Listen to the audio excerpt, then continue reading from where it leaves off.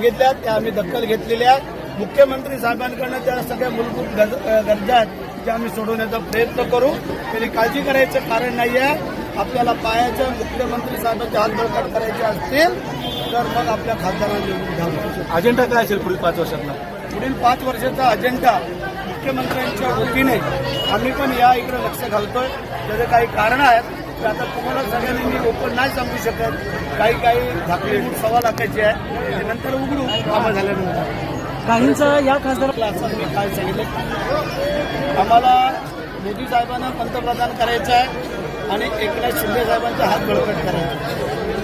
कधी कधी काय होतं, डॉक्टर सांगतात कारल्याची भाजी खा, मेथीची भाजी खा, भेंड्याची भाजी खा.